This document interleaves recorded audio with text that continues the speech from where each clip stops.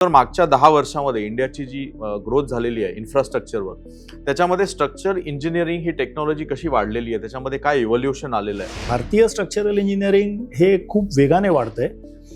मुख्य चॅलेंज असं आहे की non availability of trend structural engineers. कारण गेल्या 30 वर्षामध्ये जवळपास सिव्हिल इंजिनिअरिंगचं जे क्रीम होतं they change civil engineering to IT and any other department. त्यामुळे ते एक चॅलेंज आहे. मेजर इन्फ्रास्ट्रक्चर गॅप्स सध्या काय आहेत, बरोबर, आणि जो डिमांड वाढलेला आहे इंडियामध्ये तर त्याच्या related what is the new steps आणि मेजर इन्फ्रास्ट्रक्चर डेव्हलप करण्यासाठी वॉटर रिलेटेड. आपलं जेवढं पॉप्युलेशन वाढत असलं तरी पण जे पिण्याचं पाणी आहे ते तेवढंच आहे, 3 ते 4% आहे. तरी 75% of this earth is water. तर हे जे आहे हे आपल्याला यूज केल्यानंतर परत रियूज करून, रिसायकल करून, रिचार्ज करून हे इन्फ्रास्ट्रक्चर अडॉप्ट करायला लागणारच आहे in time to come. So as a investor कुठले सेक्टर्स सध्या हायली इन्व्हेस्टेबल आहेत, किंवा आपण ॲज अ बिझनेस ओनर कुठे इन्व्हेस्ट करायला हवं, किंवा कुठल्या सेक्टर्सवर फोकस करायला हवं? ॲज अ इन्व्हेस्टर तुमचं काय मत आहे? हायएस्ट इन्फ्रास्ट्रक्चर डेव्हलपमेंट पृथ्वीवर आज जर कुठे होत असेल तर ती भारत देशामध्ये आहे. ज्या वेगाने रोड बनवले जात आहेत that is the number 1 today in the whole world. Investing the right entrepreneurs जे सोशल एंटरप्रेनर्स आहेत. आणि सोशल एंटरप्रेनर कोण असतो? Who is sharp with the mind with a very warm heart. Profit is not the only motive. Purpose is the priority because of which you look at that direction. Digital water management हा एक नवीन विषय आलेला आहे. IoT किंवा real time monitoring किंवा AI forecasting ह्याच्यामध्ये खूप scope आता दिसतोय. तर what is this new thing, म्हणजे हे नवीन काय आहे देश, आणि त्याला जोडून दुसरा डिझास्टर मॅनेजमेंटसाठी काय करू शकतो? हे पहिला जो प्रश्नाचं उत्तर असं आहे की माझ्या मताप्रमाणे फॅन्सी आहे. कारण don't look water as a commodity, look water as a essential thing. माणसाची ती नैसर्गिक गरज आहे. उद्योग यश या युट्यूब चॅनलमध्ये आपल्या सगळ्यांचं स्वागत आहे. आपण प्रत्येक वेळी एका विषयाला घेऊन मराठी उद्योजकांचे जे चॅलेंजेस आहेत त्यांना घेतो आणि एका एक्सपर्टला आपण बोलवतो आणि त्यांच्याकडनं आपण समजून घेत असतो. आज आपल्याकडे 4 एक्सपर्ट्स आहेत. मी प्रत्येकाची ओळख करून देईलच, पण आपण सगळ्यात आधी सुरू करूया चेतन रायकर सरांबरोबर. ते स्ट्रक्चरल इंजिनिअरिंग या फील्डमध्ये आहेत. तर सर, मागच्या 10 वर्षामध्ये इंडियाची जी ग्रोथ झालेली आहे इन्फ्रास्ट्रक्चरवर, त्याच्यामध्ये स्ट्रक्चर इंजिनिअरिंग ही टेक्नॉलॉजी कशी वाढलेली आहे, त्याच्यामध्ये काय इव्होल्युशन आलेलं आहे आणि त्याच्याबद्दल काय फ्युचर आहे ह्याच्यावर थोडंसं एक तुम्ही कमेंट करायला हवं. सर, स्ट्रक्चरल इंजिनिअरिंग हे काल आणि आज सुद्धा इव्हॉल्व्ह होत आहे. कारण खूप चॅलेंजेस वाढत आहेत. म्हणजे इंटरनॅशनल कॉम्पिटिशन हे एक चॅलेंज आहे. त्यामुळे भारतीय स्ट्रक्चरल इंजिनिअरिंग हे खूप वेगाने वाढतं आहे. मुख्य चॅलेंज असं आहे की non availability of trend structural engineers. कारण गेल्या 30 वर्षामध्ये जवळपास सिव्हिल इंजिनिअरिंगचं जे क्रीम होतं they change civil engineering to IT and any other department. त्यामुळे ते एक चॅलेंज आहे. सो त्याच्याकरता इव्होल्युशन होतं आहे. Softwares are increasing by the month. असं म्हणजे दर 6 महिन्यात नवीन सॉफ्टवेअर्स येत आहेत, चांगली सॉफ्टवेअर्स येत आहेत. So that's one level of evolution. दुसरं म्हणजे लार्ज स्पॅन स्ट्रक्चर्सची डिमांड वाढत चालली. Large span bridges, large span industrial structures. So there is kind of a hidden competition also. अरे, तू 125 मीटरचा ब्रिज बनवला काय, मी 150चा बनवला, असं जे चालू आहे. So that also is evolving. Precast आणि प्रिस्ट्रेस्ड स्ट्रक्चर्स ह्याच्यामध्ये इव्होल्युशन चालू आहे. RMC मध्ये high grade concretes, M80, M100 grade concretes are being use. So evolutions are plenty. Okay, पण इंडियाचा जर आपण ग्रोथ बघितली आणि comparative the international growth, for example China or the develop countries, how far we are, म्हणजे आपण किती लांब आहोत त्याच्यापासून आणि कुठपर्यंत आपण पोहोचू शकतो? 30 वर्ष आपण मागे आहोत असं वाटतं. अच्छा. पण पुढच्या 10 वर्षात ती गॅप आपण भरून काढू असंही वाटतं, कॉन्फिडन्स. कारण आपल्याला ऑपॉर्च्युनिटीजच गेल्या 15-20 वर्षात यायला लागल्यात आणि गेल्या 10 वर्षात तर झंझावातच लागला इन्फ्रास्ट्रक्चरचा. तर त्याच्यामुळे ऑपॉर्च्युनिटीज आल्या की आपोआप म्हणजे नीड असली की इव्होल्युशन होतच, ग्रोथ होतेच. तसं आहे. आय थिंक मला वाटतं त्यात महत्वाचा एक इन्फ्रास्ट्रक्चर असतो तो म्हणजे वॉटर इन्फ्रास्ट्रक्चर. आणि त्यासाठी मी सुनील उपलब्ध सरांना दुसरा प्रश्न विचारतोय की मेजर इन्फ्रास्ट्रक्चर गॅप्स सध्या काय आहेत, बरोबर, आणि जो डिमांड वाढलेला आहे इंडियामध्ये तर त्याच्या related what is the new steps your industry is taking ते गॅप भरून काढण्यासाठी आणि मेजर इन्फ्रास्ट्रक्चर डेव्हलप करण्यासाठी वॉटर रिलेटेड? तर भारत सरकारने 5 वर्षापूर्वी एक योजना राबवली होती अंडर जल जीवन मिशन. तर that was the first step towards infrastructure development primarily drinking water हे प्रत्येक घरापर्यंत पोहोचवण्याकरिता. तर ह्या संदर्भात गव्हर्नमेंटने बरेच पैसे बजेट केलेत. जवळजवळ 1,30,000 कोटी 2019 मध्ये बजेट केले होते. त्यातले बरेच वापरले गेलेत. ग्राउंड लेवलपर्यंत बरंच इन्फ्रास्ट्रक्चर उभा राहिला आहे. पण it is not enough steel. त्याला आता फक्त पिण्याचं पाणी हे प्रोव्हाइड करणं इज नॉट आजची गरज. आजची गरज ही पण आहे की आपण जे पाणी यूज करून जे वेस्ट करतो हे परत आपल्याकडे रिसायकल करून कसं वापरता येईल ते. कारण की sum total of water is constant on this earth. आपलं जेवढं पॉप्युलेशन वाढत असलं तरी पण जे पिण्याचं पाणी आहे ते तेवढंच आहे, 3 ते 4% आहे. तरी 75% of this earth is water.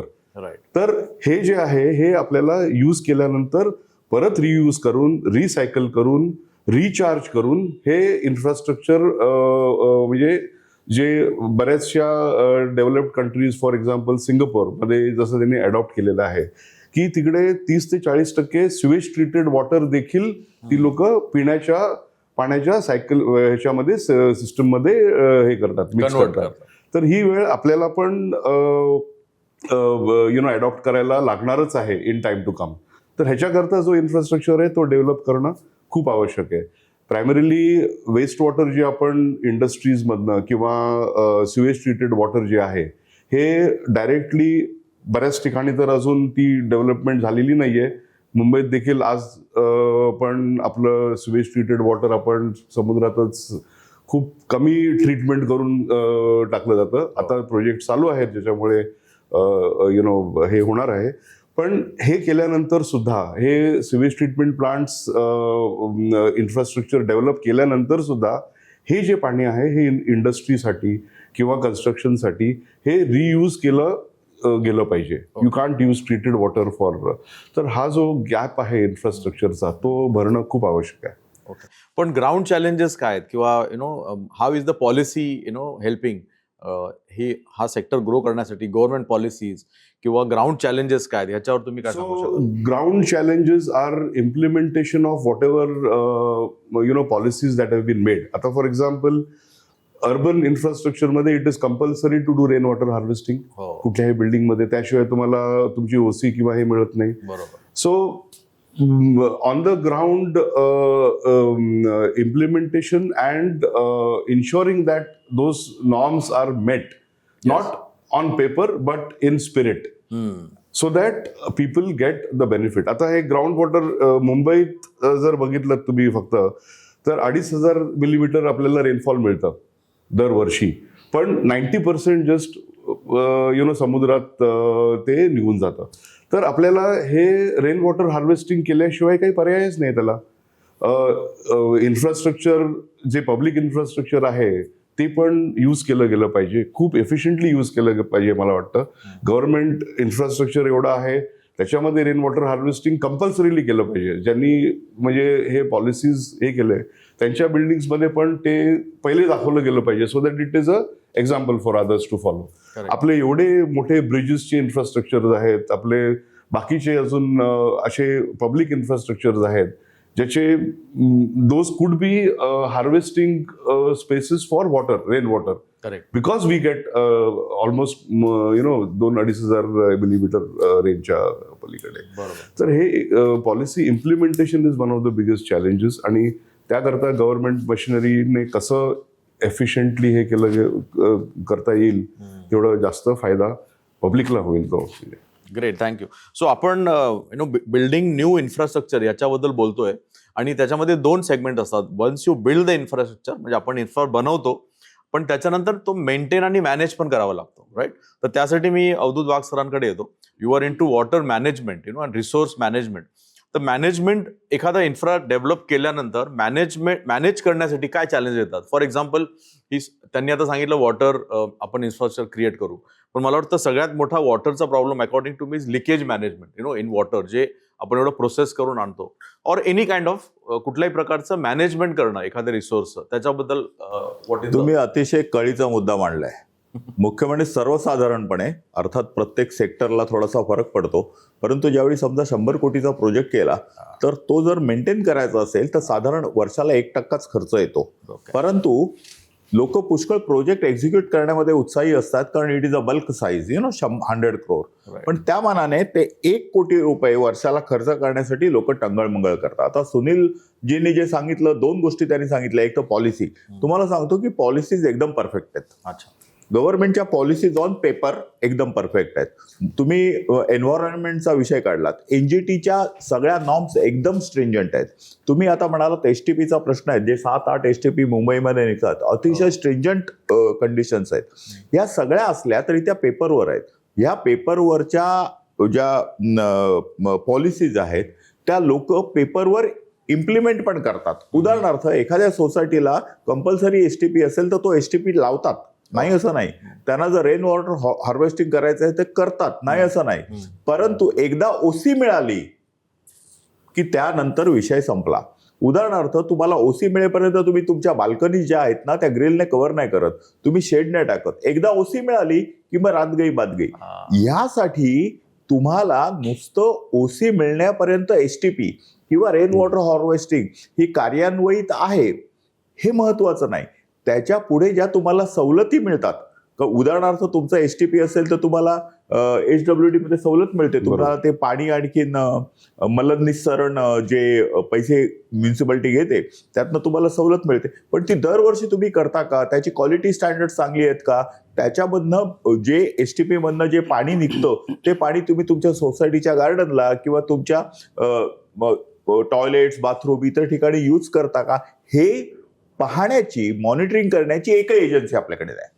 आणि त्याच्यामुळे हे सगळेच्या सगळे प्रोजेक्ट, काही ठराविक सोसायट्या ज्यामध्ये तुमच्या सारखी चांगली माणसं आहेत आणि जे एन्व्हायरमेंट बद्दल सजग आहेत, असे जर काही सोसायटीचे लोक सोडली तर सगळ्यात सावळा गोंधळ आहे. आणि त्याच्यामुळे ह्यामधलं सगळ्यात मोठं चॅलेंज ऑपरेशन आणि मेंटेनन्स आहे. आणि त्यासाठी ते मॉनिटरिंग करणारी एजन्सी आहे. तुम्ही एक व्हेकल घेतली, दर 6 महिन्यानंतर त्याचं PUC करावं लागतं. सरकारने नियम केलेला आहे की जे डिझेल ऑपरेटेड ट्रक्स आहेत ते मुंबईमध्ये तरी 8 वर्षच वापरता येतील, नंतर बाहेर फेकावं लागेल. जसं PUC तुम्ही मॉनिटर करता की तुमच्या मधून चेक होतं, तर तसं काही चेक होतं का या सोसायटीमध्ये? मुख्य म्हणजे एसटीपी किंवा रेन वॉटर हार्वेस्टिंगचं बद्दल काय बोलायचं नाही मला, कारण एकदा ते झालं तर ती सिस्टीम चालू होणार, तुमचं ट्यूबवेल्स रिचार्ज होणार. पण एसटीपी रिक्वायर सम कन्झ्युमेबल्स आणि ते चालवण्यासाठी एक्सपर्टी लागते. हे करण्यासाठी सोसायटीला पैसे द्यावे लागतात. सोसायटी पैसे द्यायलाच तयार नाही. आणि हा जो प्रॉब्लेम आहे ना, हा एका छोट्या स्तरावर मी बोलतोय. असेच प्रॉब्लेम्स तुम्ही आता जलजीवन निगम बद्दल बोललात. अहो 10 कोटी 20 कोटीचे प्रोजेक्ट येणार. माझ्या गावामध्ये प्रत्येकाला घरामध्ये नळ आला, पाणी आलं, टाकी बांधली, ओव्हरहेड टँक बांधले, खाली मी क्लोरिनेशन प्लांट लावला, फिल्टर लावलं, सगळं केलं. कॉन्ट्रॅक्टरला पैसे मिळाले, कॉन्ट्रॅक्टरने चालू केलं. कदाचित त्या कॉन्ट्रॅक्टरला लिहिलं असेल की 1 वर्ष, 1 वर्षाची सगळ्यांनाच गॅरंटी वॉरंटी असते. 1 वर्ष झाल्यानंतर पुढे काय? त्यामध्ये क्लोरीन कोण घालणार, फिल्टर कोण चेंज करणार, त्याच्यामधला एखादा जर पाईप खराब झाला तर कोण चेंज करणार, नवीन घर जर आलं तर त्या घराला देण्यासाठी जर पाणी लागेल तर यातनं टॅप बरोबर कसा काय काढणार, अशा अनेक गोष्टी आहेत. त्या मेंटेन कोण करणार? तर त्याच्याबद्दल सध्या तरी क्लॅरिटी नाहीये.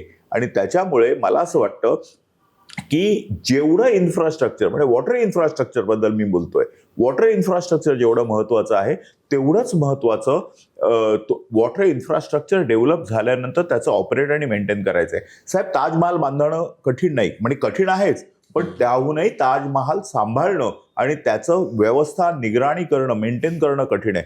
मगाशी रायकर साहेब म्हणाले की ब्रिजेस बद्दल, मी तुम्हाला एक उदाहरण सांगतो की ब्रिजेस पण तुम्हाला मेंटेन करावे लागतील. हा वाशीचा जो ब्रिज आहे आपल्याला, म्हणजे मानखूर वरून वाशीला जो गेलाय, तो होऊन आता मला वाटतं 30-35 वर्ष झाली असतील, जास्त वर्ष झाली असतील. परंतु त्या पिलर्सवर जे ब्रिज गर्डर्स टाकले आहेत, ते एकेका गर्डरचं वजन 800 टन आहे. आणि ते ज्या पिलरवर बसले आहेत त्याच्यामध्ये निओप्रीन बेरिंग्स आहेत, म्हणजे रबरची बेरिंग्स आहेत. तुम्ही ज्यांनी सुरुवात केली त्याने ते निओप्रीन बेरिंग्स वगैरे लावले, परंतु नियमानुसार विथिन 1 इयर, म्हणजे 1 वर्षामध्ये तुम्हाला डिस्ट्रेसिंग करावं लागतं. म्हणजे तो संपूर्ण ब्रिज वर करावा लागतो. त्याच्यामध्ये त्या निओप्रीन बेरिंग्स मध्ये जे स्ट्रेसेस आहेत ते रिमूव्ह करावे लागतात आणि परत ठेवावे लागतात. Then it will last for years together or ages together. पण जर इथे कोणी हे केलं नाही, विसरून गेला, तर ते निओप्रीन बेरिंग जर खराब झाले तर तुमचा तो वरचा जो गर्डर आहे तो पिलरला टच होईल. तर हे जे छोटे छोटे मेंटेनन्सच्या गोष्टी आहेत त्या अतिशय महत्वाच्या आहेत. एके ठिकाणी म्हटलेलं एक युद्ध एका खिळ्यामुळे हरलं गेलं. घोड्याच्या नाल्यामध्ये एक खिळा होता, तो खिळा निखळला, त्याच्यामुळे त्याचा नाल निखळली म्हणून तो घोडा लंगडायला लागला म्हणून त्याच्यावरचा जो सरदार होता तो पडला. सरदार पडल्यानंतर इतरांमध्ये घबराट झाली आणि युद्ध हरलं.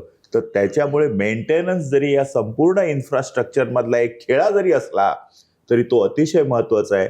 युद्ध जिंकणं किंवा हरणं हे मेंटेनन्सवर अवलंबून. साहेब, एक मी इकडे ऍड करीन. वाघ साहेबांनी जे मेंटेनन्स आणि याच्या पुढचं जे सांगितलं, तर आता टेक्नॉलॉजी आजकाल खूप रॅम्पंटली अवेलेबल आहे आणि ती इकॉनॉमिकल देखील आहे.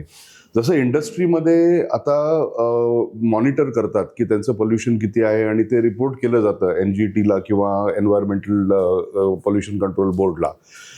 अशा सिमिलर गोष्टी ह्या STP साठी पण करू शकतात. कारण की आता हे जे नवीन STPs होणार आहेत ह्यांचं ऑनलाईन आपल्याला इनकमिंग सिवेज आणि outgoing water, treated water online ह्याचं हे ऑनलाईन आपल्याला as Analysis. In public domain ह्या गोष्टी असणार आहेत. IoT वापरून वगैरे करू शकतो. Yes, it will be approved. तर एक सिमिलर जर हे ॲट अ सोसायटी लेवल जरी हे केलं through some system where government makes it compulsory की तुम्ही या सिस्टीम लावल्याच पाहिजे आणि ते एका सेंट्रल ह्याला लागले पाहिजे, तर नाही त्या गोष्टी कंट्रोल पडेल. बेसिकली कसं आहे की कुठची पण सिस्टीम आहे ना ती करण्यासाठी इकॉनॉमी हा बेस्ट आहे. जर एखादी गोष्ट परवडत नसेल तर लोक करणार नाहीत आणि तुम्ही त्यांना कंपल्सरी करू शकत नाही. इकडे 500 स्क्वेअर फूटच्या होऊन जास्त जर आपली एके ठिकाणी म्युन्सिपालिटी म्हणते की 500 स्क्वेअर फूट होऊन जर कमी जागा असेल तर आम्ही असेसमेंट टॅक्स घेणार नाही. सर्व फ्री बी चाललेलं आहे. सर्वांना फुकट पाणी पाहिजे, फुकट इलेक्ट्रिसिटी पाहिजे, असेसमेंट फ्री पाहिजे. 25 वर्षानंतर बिल्डिंग कोसळली तरी फुकट रिडेव्हलपमेंट पाहिजे. अशामध्ये मला असं वाटत नाही एक्सेप्ट ह्यूज सोसायट्या ज्या आहेत, रिच पीपलच्या सोसायटी तिकडे होईल, परंतु सर्व कमर्शियल मध्ये सुरू केलं पाहिजे. म्हणजे फक्त ऑर्गनाइज सेक्टरला, म्हणजे प्रत्येक ठिकाणी तुम्ही फक्त ऑर्गनाइज सेक्टरला पकडणार, म्हणजे जे लॉ अबाइडिंग आहेत त्यांनाच पकडणार. परंतु जे लॉ अबाइडिंग आहे त्यांचं कॉन्ट्रीब्युशन 10% आहे. जे लॉ अबाइडिंग नाही आहेत अनऑर्गनाइज त्यांचं कॉन्ट्रीब्युशन 90% आहे. म्हणजे तुम्ही 10% शहर स्वच्छ करणार आणि 90% अस्वच्छ करणार, मग ते 10%चा उपयोग काय? तर तसं नाही. मला असं म्हणायचं आहे की ज्याप्रमाणे स्ट्रक्चरल ऑडिट होतं नियमानुसार तुमच्या सोसायटीमधलं, तुमच्या कुठच्या पण सोसायटीमध्ये ज्याप्रमाणे ऑडिट होतं अकाउंटचं होतं की नाही, तिकडे चार्टर्ड अकाउंटंट सही करतात ना, तसे तुम्ही चार्टर्ड इंजिनियर्स आहेत ना, ते चार्टर्ड इंजिनियर्स तुम्ही तयार करा, त्यांना स्पेशालिटी ट्रेनिंग द्या आणि let them go and check once in a year, doesn't matter, let them charge 1000 rupees and let them take a portable equipment to measure the BOD, COD, त्याच्यामधला जो nitrogen आहे तो. मग त्याच्यासाठी ह्या सगळ्या गोष्टी ऑनलाईन बिनलाईन करायची गरज नाही, बिकॉज इट्स व्हेरी कॉस्टली. पण मी असं म्हणतो वर्षातनं एकदा जाऊन त्या STPचं जे हे चालू आहे की नाही ते बघायला, काय त्याने ऍट रॅन्डम जायचं, चेक करायचं, जो रिझल्ट आहे तो टेम्पर प्रूफ असला पाहिजे आणि तो त्यांनी डायरेक्टली त्या साईटला हे करायचं. किंबहुना अशी इक्विपमेंट आपण तयार केली पाहिजे की जी टेम्पर प्रूफ आहेत आणि त्यातनं घेतलेलं सॅम्पल हे डायरेक्टली ऑनलाईन गव्हर्नमेंट द्यायला जाईल, म्हणजे कोणाला काही करता येणार नाही. मला वाटतं ही सगळ्यात स्वस्त आणि मस्त होईल. परंतु आपण जे ऑनलाईन वगैरे आहे ते ह्यूज सेक्शनला ठीक आहे, परंतु ज्या छोट्या सोसायटी आहेत त्या सोसायट्यांमध्ये एवढं इन्स्ट्रुमेंटेशन करणं प्लस त्याचा परत मेंटेनन्स आलाच की. सर, आपण जो मुद्दा मेंटेनन्सचा म्हणताय, माझे ह्याच्यामध्ये थॉट प्रोसेस आहे की 2000 रुपयाचं आपण एखादं किचन इक्विपमेंट घेतलं तरी त्याला सुद्धा मेंटेनन्स मॅन्युअल येतो. 2 कोटीचा फ्लॅट घेतो त्याला मेंटेनन्स मॅन्युअल का नाही येत? तर ते जर मेंटेनन्स मॅन्युअल सोसायटीला देणं हे जर कंपल्सरी केलं तर I think lot of problems will be solved. आणि हे करणं कठीण नाही आहे, अतिशय सोपं आहे. लोकशाहीमध्ये काही कंपल्सरी करता येत नाही, पहिली गोष्ट ठेवा. काही कंपल्सरी नाही. स्ट्रक्चरल ऑडिट कंपल्सरी आहे ना सर? वोटिंग कंपल्सरी करू शकत नाही, टॅक्स भरण्याची प्रायमरी रिक्वायरमेंट आपण करत नाही, त्यामुळे कंपल्सरी काही होत नाही. जसं स्ट्रक्चरल ऑडिट आहे ना तसं प्रत्येक गोष्टीचं एक मेंटेनन्स मॅन्युअल सोसायटीला दिलं तर इट विल हॅपन. सर, तुम्हाला आठवलं का काही वर्षापूर्वी मला असं आठवतं की समवेअर इन 91-92 त्याच्या आधी एनर्जी ऑडिट कंपल्सरी नव्हतं. एनर्जी ऑडिट कंपल्सरी नव्हतं. उदाहरणार्थ, if you are a steel manufacturer तर तुम्ही 1 टन स्टील मॅन्युफॅक्चर करण्यासाठी किती एनर्जी वापरता याचं काही हे नव्हतं. पण त्यानंतर हे एनर्जी ऑडिट कंपल्सरी आलं आणि त्यानंतर तुम्हाला तुमच्या अॅन्युअल रिपोर्टमध्ये लिहावं लागतंय की how much energy you are consuming and what is the production you are Production. So per ton production आणि एनर्जी ह्याचं कॉम्बिनेशन करून ते करायला लागलं. त्यामुळे लोक एनर्जीला सिरियसली घ्यायला लागली. मला असं वाटतं की ह्या प्रकारे एन्व्हायरमेंट तुम्ही काय करता, उदाहरणार्थ एखाद्या सोसायटीने सोलार पॅनल लावले, give them some credit. If they are consuming less electricity, give them some credit. If they are not utilising much water from municipal resources, give them some credit. If they are using their own borewell, give them some credit. If they are reusing their own, sewage, give them some credit. अशा प्रकारे केलं आणि त्यांना जर आपण म्हणजे सरकारने जर प्रोत्साहनपर भत्ते दिले म्हणजे मॉनिटरी दिले तर फायदा होईल. बघा सर, आज तुम्ही मुंबई महानगरपालिकेचं जे पाणी आहे ना, पिण्याचं पाणी, त्याची पर मीटर क्यूब मॅन्युफॅक्चरिंग कॉस्ट खूप आहे. जर तुमची सोसायटी तेवढं वाचवत असेल तर तेवढे पैसे तुम्हाला देऊन टाका ना, काय फरक पडतोय. करेक्ट. बरोबर.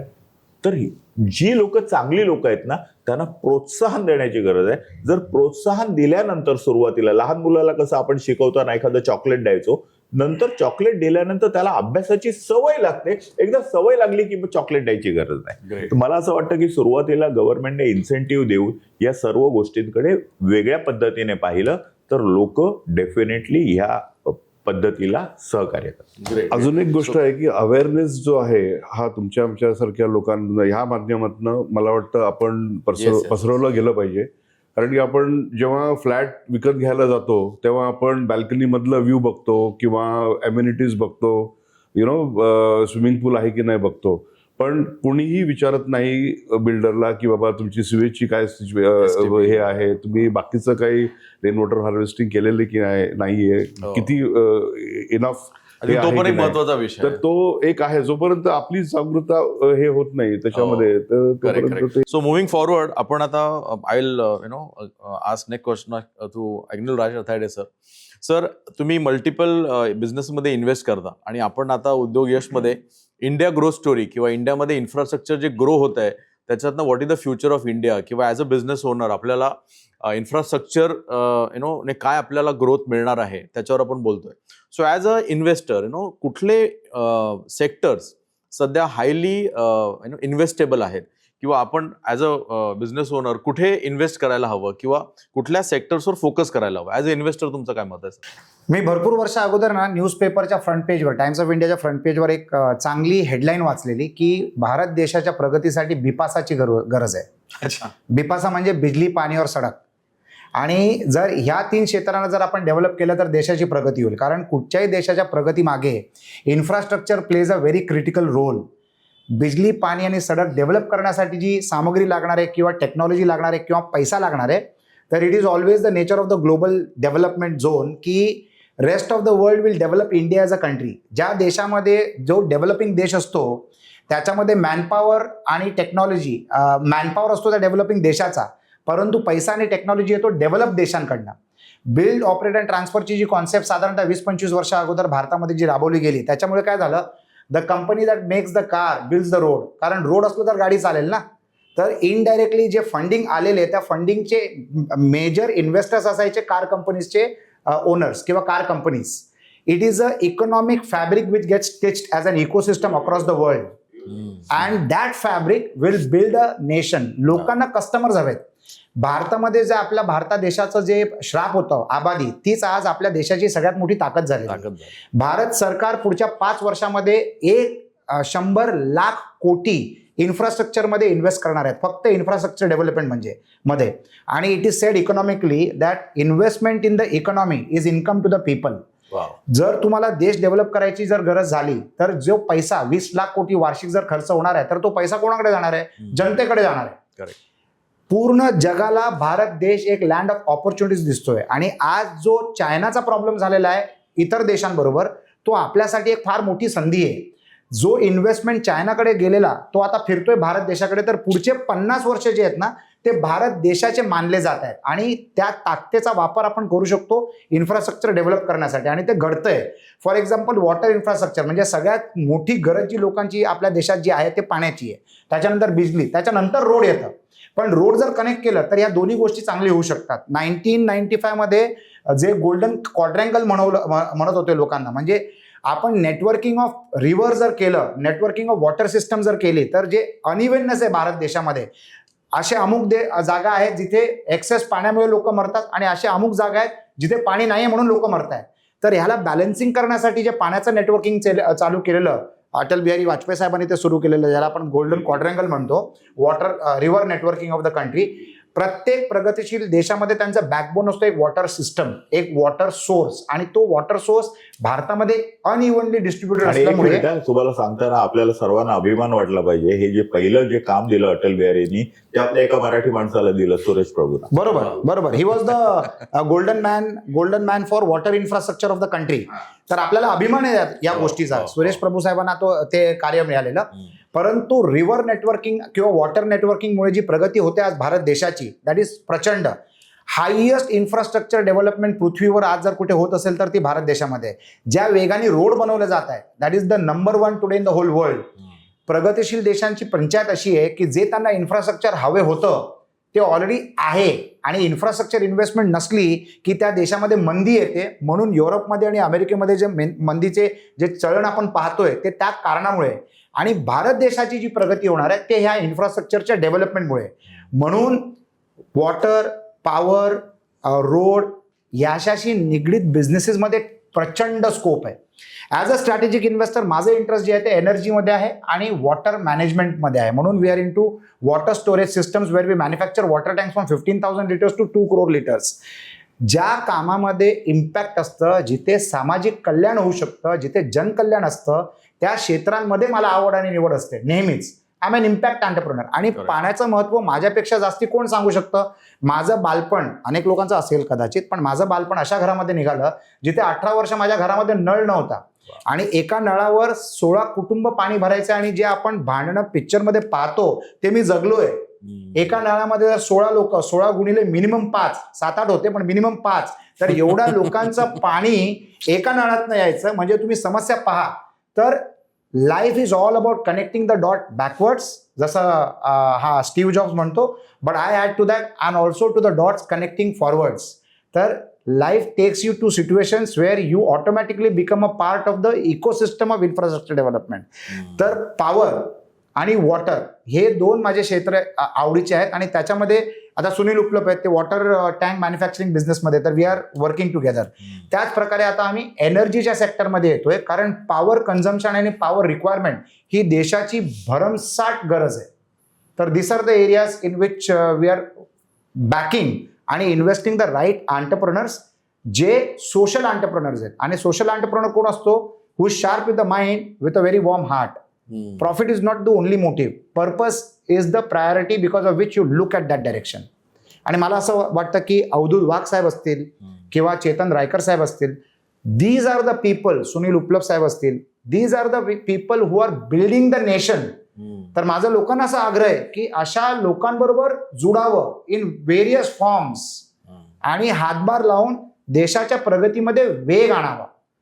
20 लाख कोटीचं इन्व्हेस्टमेंट होणार आहेत दरवर्षी, आणि हे जनकल्याणचे मिशन्स आहेत. त्याच्यामध्ये आपण सर्वांनी सहभागी व्हावं. And in that I am looking at people like mister Chetan Raikar, like mister Sunil Upalabdh, like Avdhoot Wagh साहेब, where I can join with them as a team member and increase the speed of development. याच्यामध्ये मला फक्त एक म्हणजे रायकर साहेबांचं स्ट्रक्चरल आणि तुमचं टँक कन्स्ट्रक्शन यामध्ये एक फक्त जोडावंसं वाटतं की जिकडे थिक पॉप्युलेशन आहे, मुंबई, पुणे वगैरे, तर तिकडे ओव्हरहेड टँक्सपेक्षा अंडरग्राऊंड टँक्स हे अधिक वैशिष्ट्यपूर्ण ठरतील, यासाठी की जागा जात नाही. तुम्ही अंडरग्राऊंड टँक एकदा बनवलेत की त्याच्यावर गार्डन तयार करता येतं. मुंबईमध्ये अशा अनेक गोष्टी आहेत. म्हणजे अगदी बी वॉर्डमध्ये, सी वॉर्डमध्ये हँगिंग गार्डन सगळ्यात मोठं हे आहे. तर गव्हर्नमेंटच्या ज्या प्लेग्राऊंड्स आहेत त्या प्लेग्राऊंडचा जर आपण यूज करू शकलो ॲज अ पॉलिसी, आणि तिथे जर अंडर वॉटर टँक्स बांधू शकलो आणि त्याच्यावर पुन्हा प्लेग्राऊंड करा, मुलांनी खेळा, काय हरकत नाहीये. तर त्या सिस्टीमचा तुम्ही स्ट्रक्चर एवढं उभं करायचं, वर एवढे मोठे मोठे टँक बांधायचे, ते कॉस्टली पण आहे, कठीण पण आहे. त्यापेक्षा हे अधिक फायदेशीर पडतं असं मला वाटतं. मला अजून एक गोष्ट जोडायची आहे याच्यामध्ये. लोकांना कदाचित कल्पना नसावी की आज the biggest water guzzler are data centres. Data सेंटर्समध्ये जेवढं पाणीचं कन्झम्पशन होतं तेवढं दुसऱ्या कुठच्याही मॅन्युफॅक्चरिंग किंवा दुसऱ्या कुठच्याही ऍक्टिव्हिटीमध्ये होत नाही. हे कदाचित लोकांना माहीत नसावं. One of the mandatory norms सरकारचं फॉर डेटा सेंटर्स इज तुम्ही तुमच्या पाण्याची प्रोव्हिजन स्वतः करायची, कारण त्यांचं प्रायोरिटी असते सिटीजन्स, लोकसंख्या गव्हर्नमेंटची प्रायोरिटी असते. तर वॉटर मॅनेजमेंट हे डेटा सेंटरला परमिशन द्यायची एक मेजर क्रायटेरिया आहे. आणि प्रत्येक डेटा सेंटरमध्ये वाघसाहेब सांगायला आवडेल की प्रत्येक डेटा सेंटर पाण्याचं प्रोव्हिजन जे आहे ना ते त्यांच्या स्ट्रक्चर इन्फ्रास्ट्रक्चरच्या खाली करतं. कारण जमीन is a very expensive resource आणि त्या जमिनीच्या खाली जर तुम्ही पाण्याचं प्रोव्हिजन ठेवलं आणि this water is not only water storage but the whole ecosystem of the travel of that water, recycling of that water. कारण डेटा सेंटरसाठी सगळ्यात नंबर 1 खर्च असतं वॉटर आणि सेकंड आहे पॉवर. लोकांना कदाचित हे माहीत नसेल, जे आपण हे पॉडकास्ट पाहतोय, जे आपण टेक्नॉलॉजी यूज करतोय, जे आपण मोबाईलमध्ये इंटरनेटचा वापर करतोय, या सगळ्यांचं बॅक ऑफिस मेंटेनन्स जे असतं ना ते डेटा सेंटर करतं. आणि या डेटा सेंटरमध्ये पॉवर आणि वॉटरचं एवढं कन्झम्पशन आहे, तुम्ही सांगितल्याप्रमाणे ते पाणी जमिनी खाली असतं आणि the latest STP management system, water purification, water recycling, water managing efficiently जर कुठच्या क्षेत्रामध्ये आज होत असेल तर दॅट इज डेटा सेंटर्स. आणि त्याच्यामध्ये तुमच्यासारख्या लोकांच्या इनपुट्स, चेतन रायकर साहेबांच्या लोकांसारखे इनपुट्स, कारण स्ट्रक्चरवरच सगळं काय अवलंबून असतं. स्ट्रक्चर फक्त जमिनीच्या वर नसतं, तर हल्ली त्याच्यापेक्षा मोठं स्ट्रक्चर झाडासारखं, झाड जेवढं टॉल जातं तेवढं खाल खोल असतं. त्याच प्रकारे खालचं जे स्ट्रक्चरल इंजिनिअरिंग आहे जे रायकर साहेबांच्या संस्थेसारख्या संस्था करतात, that is happening so beautifully that it is rhythmic. आणि सरकार हळूहळू म्हणजे डिसेंट्रलायझेशन करते. लोक काय करू शकतात आणि उद्योजक काय करू शकतो याचे नियम मांडले जात आहेत. तर डेटा सेंटर लावणाऱ्या प्रत्येक कंपनीला स्वतःचं पॉवर अरेंज करावं लागतं, स्वतःचं पाणी अरेंज करावं लागतं आणि त्याच्यामुळे एन्व्हायरमेंटल फ्रेंडली डिसिजन्स घेतले जातात, ज्याचा फायदा फक्त त्या डेटा सेंटरला नसतो तर आजूबाजूच्या एन्व्हायरमेंटलला सुद्धा होतं. भारत देशाची आबादी 18% आहे जगाच्या पॉप्युलेशनमध्ये आणि भारत देशाकडे फक्त 4% वॉटर रिसोर्सेस आहेत. तर 4%च्या फ्रेश वॉटर रिसोर्सेसमध्ये एवढी लोकसंख्या हँडल करणं, 140 कोटींना हँडल करण्यासाठी जर आपण मॅनेजमेंट स्ट्रॅटेजीज फक्त चर्चा न करता इम्प्लिमेंट नाही केलं तर the next war is going to be water. कारण दॅट इज लिक्विड गोल्ड. आणि ते आपण 2 राज्यामध्ये पाहतोय. मला त्या राज्यांचं नाव नाही घ्यायचंय, पण हिस्टॉरिकली मागच्या 40-45 वर्षापासून ते 2 राज्य भांडतायत फॉर पाणी.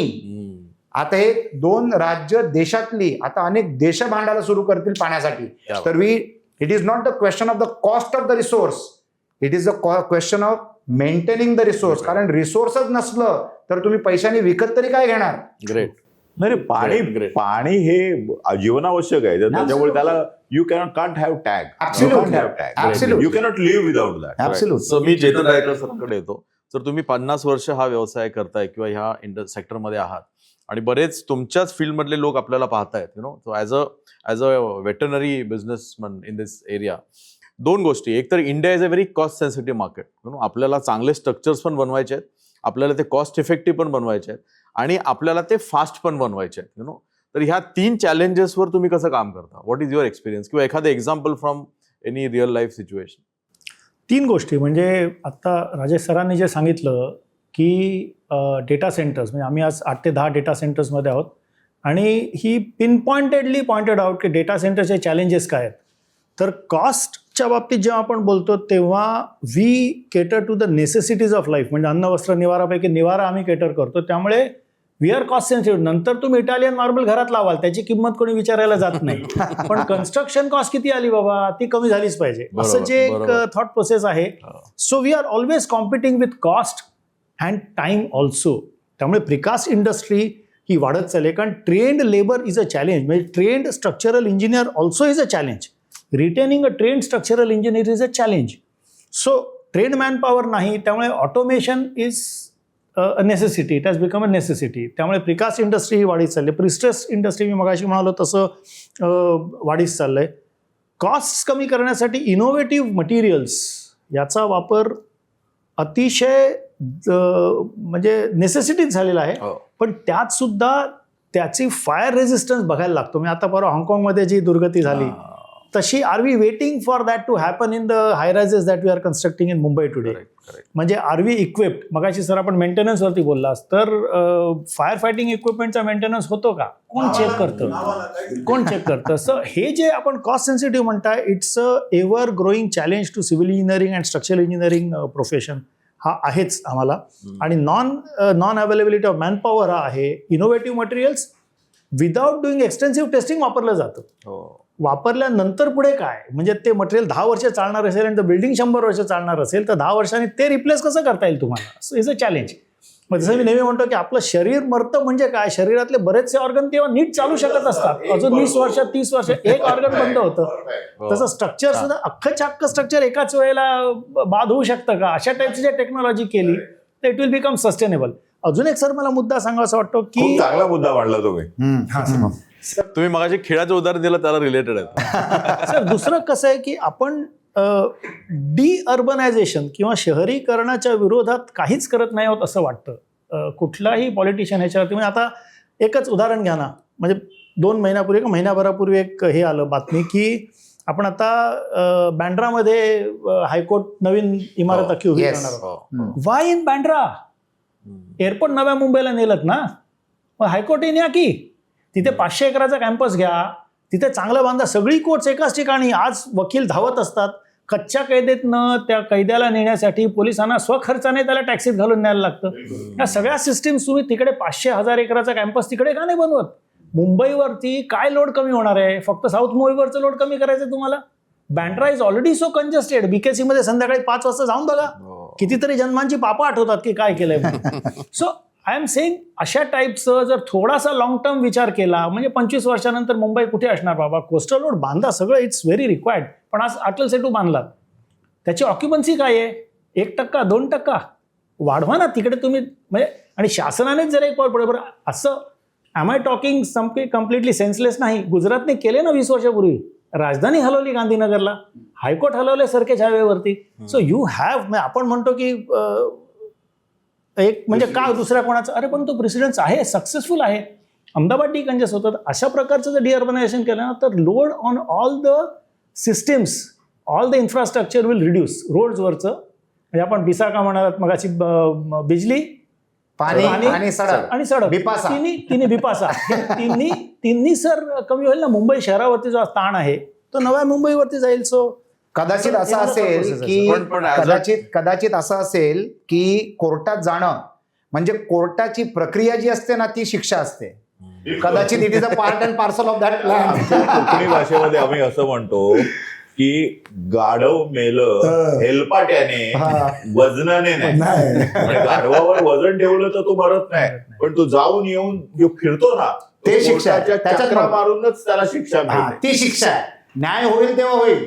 तुम्ही म्हणालात ना, तर त्याच्यामध्ये पॉलिसी म्हणून आपण स्मार्ट सिटी वगैरे सगळं केलेलं आहे. परंतु ते अजून मला वाटत नाही की ते काही स्मार्ट सिटी अस्तित्वात आलेले आहेत. ज्या आहेत त्याला स्मार्ट करायचा प्रयत्न केला. आपण नवीन स्मार्ट सिटी कुठे आलेले आहेत? आता आपण म्हणतो आहोत की तुम्ही मगाशी दिल्ली, मुंबई, चेन्नई असं तो एक कॉन्ट्रॅक्टर करायचा, त्याच्यावर फ्रेट कॉरिडॉर्स करायचे, तिकडे मोठमोठ्या शहरांची नव्यानं निर्माण करायचं आहे. पण प्रोसेस स्लो आहे. नाही झालं का तर झालं. म्हणजे नवी मुंबई आपण तयार केली. तुम्ही आता अटल सेतू, तिकडे कोंबडी आधी की पिल्लू आधी असं झालेलं आहे. आता बघा, अटल सेतू झाल्यामुळे होणार काय की उरण पासून तो संपूर्ण अलिबाग पर्यंतचा बेल्ट आहे ना, हा निवासी होणार आहे. कोरोना नंतरच आपल्याला आता जगाच्या 2 तुकड्यात विभागणी करावी लागेल. आपण पूर्वी कसं म्हणायचो, प्री इंडिपेंडन्स आणि पोस्ट इंडिपेंडन्स. आता प्री कोरोना आणि पोस्ट कोरोना. आता लोक घरामध्ये बसून पण काम करतात आहेत. पूर्वी रायकरजी एक कन्सेप्ट होता की माझं ऑफिस फोर्टला पाहिजे. फोर्ट मुंबई 400.1, मग मला प्रेस्टीज. आता बदलापूर पण चालतं आणि अमरनाथ पण चालतं आणि ठाणा पण चालतं. तो कन्सेप्ट चेंज झालेला आहे. आणि मला असं वाटतं की कमीत कमी मुंबई जर पाहिली, आपण महाराष्ट्राचा विचार केला तर MMRD मध्ये आता अगदी तुम्हाला सांगतो की पालघर मोठ्या प्रमाणामध्ये येणार आहे. त्या बंदरामुळे खूप मोठ्या प्रमाणामध्ये वाढवणमुळे होणार आहे. तो संपूर्ण उत्तर कोकणाचा बेल्ट आहे ना, तो प्रचंड प्रमाणामध्ये, म्हणजे तुम्ही 10 वर्षानंतर तुम्ही ओळखू शकणार नाही एवढा विकास होणार आहे तिकडे. आज जर तुम्ही बघितलं तर उळव्याला जाऊन पहा, उळवा आपल्याला ओळखू येत नाही एवढा उळवा चेंज झालेला आहे. बरोबर. तर हे जे डेव्हलपमेंट आहे ते हळूहळू होणार आहे. प्रयत्न आहेत, प्रयत्न नाही आहेत का तर नाही आहेत. आपण स्टील मार्केट शिफ्ट केलं, फळ मार्केट शिफ्ट केलं, दाणा बाजार शिफ्ट केला, हे सगळं नवी मुंबईला घेतलं, त्याच्यामुळे लोड कमी झाला. पण जिकडे आपण लोड कमी करतो ना त्याच्या डबल आतमध्ये येतो. त्याच्यामुळे तुम्ही कमवता आहात. Definitely you are earning something for the society, but you are spending double than what you are earning. That is the problem. दुसरी गोष्ट असं आहे ना की बरेच लोक आहे ना परिस्थितीप्रमाणे स्वतःला ढाळून घेतात. हो. फॉर एक्झाम्पल परिस्थितीप्रमाणे, वेळेप्रमाणे. आता 5 वर्ष अगोदर मी भारतभरात आणि जगभरात फिरत होतो रिअल एस्टेट डेव्हलप करता करता. आता नियम चेंज झाले. काय नियम केले मी जिथे राहतो त्याच्या 5 किलोमीटरच्या आत डेव्हलपमेंट करायचं. अगोदर मला मोठे कॉम्प्लेक्स बांधायचे होते, आता मला एकच बिल्डिंग बांधायची ज्याची आता मला व्हॉल्यूम मध्ये नाही इंटरेस्ट आहे, व्हॅल्यू मध्ये इंटरेस्ट आहे. 20% लोकसंख्या शहरांमध्ये they have realigned their live in such a way जिथे त्यांना प्रवासापासून लांब राहायचंय. ऑटोमॅटिकली लोक स्वतःच्या जीवनाला बदलतात, कारण ते बाहेरची परिस्थिती त्यांच्या हातात नसते. तर त्यांची परिस्थिती ते कसे रिअलाइन करू शकतात त्याच्यावर त्या लोकांनी विचार केलेला आहे आणि तेच करावं लागतं. आणि ज्या शहरामध्ये किचाट गर्दी असते ना त्याच शहरांमध्ये सर्वात जास्ती ऑपॉर्च्युनिटीज असतात. ज्या शहरामध्ये ट्रॅफिक जाम नसतो ना त्या शहराशी मला भीती वाटते. म्हणजे टुरिझम म्हणून ठीक आहे, परंतु गर्दी नाही म्हणजे तिकडे ऑपॉर्च्युनिटीज नाही आहेत. म्हणून गर्दीशील मुंबई ह्याचा फ्लेवरच वेगळा आहे. म्हणजे आणि जेवढा गोंधळ तेवढी मजा. आता या गोंधळाला कसं हाताळायचं ते आपल्या मनावर आहे.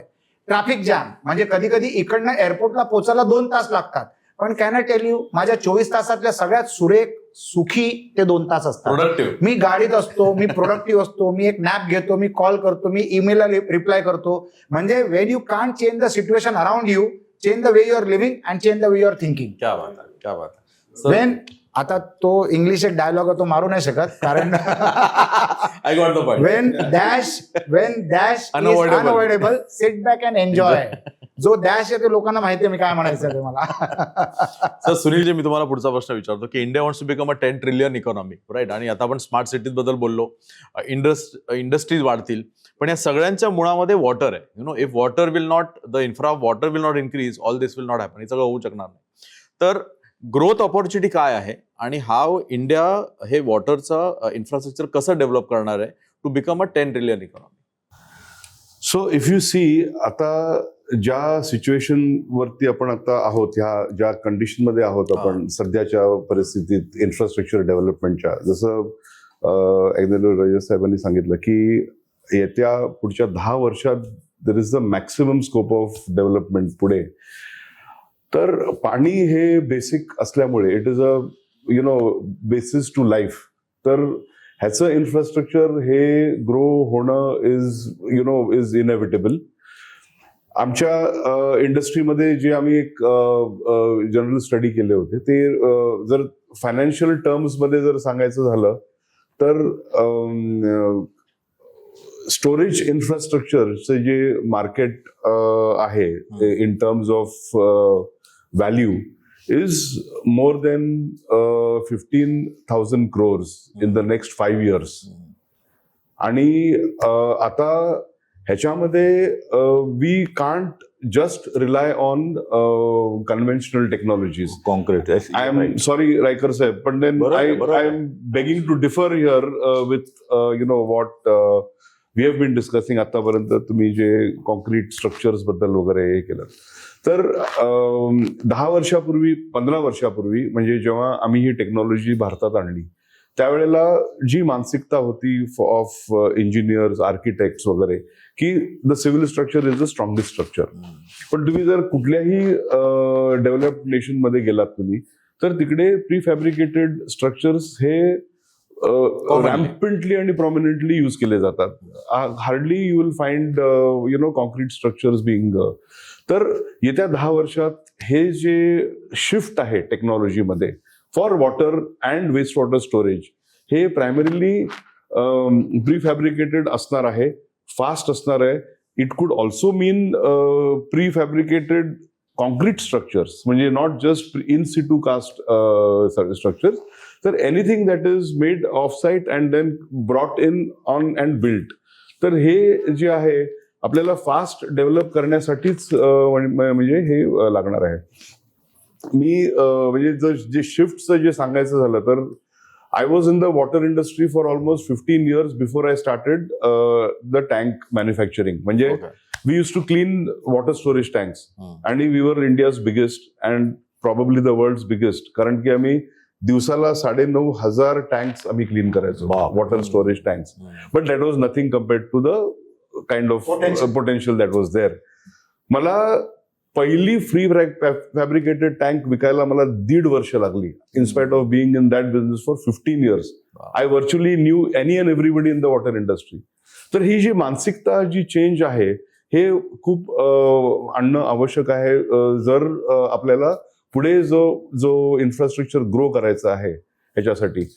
आणि जो दुसरा प्रश्न होता तुमचा, what is the so 10 trillion economy आपल्याला व्हायचं आहे. Right, right. स्मार्ट सिटीज असतील, इंडस्ट्रीज असतील, राईट त्याच्या बॅकबोनला वॉटर आहे. राईट.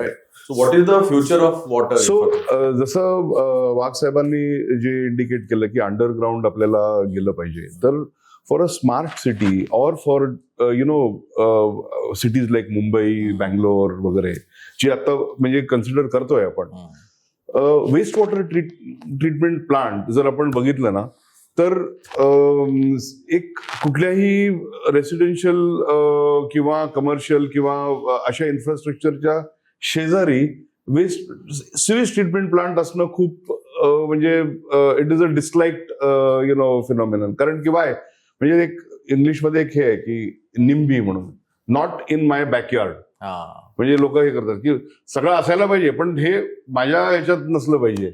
तर आता सिवेज ट्रीटमेंट प्लांट जर जी टेक्नॉलॉजी आम्ही आणली भारतात for the first time, he underground सुद्धा जाऊ शकते पूर्ण, जसं तुम्ही म्हणत होता. Very good. पूर्ण 200-300 मिलियन लिटर्स पर डे ची टेक्नॉलॉजी आपण टोटली अंडरग्राऊंड आणू शकतो. अँड आम्ही जो एक प्रोजेक्ट भांडूपमध्ये जो केला, त्याचा जो आमचा क्वालिफाईंग प्रोजेक्ट जो होता, हा टोटली 250 मिलियन लिटर्सचा जो प्रोजेक्ट आहे, टोटली अंडरग्राऊंड आहे. ग्रेट. आणि त्याच्यावरती पूर्णपणे गार्डन आहे, त्याच्यावरती एक शॉपिंग सेंटर आहे.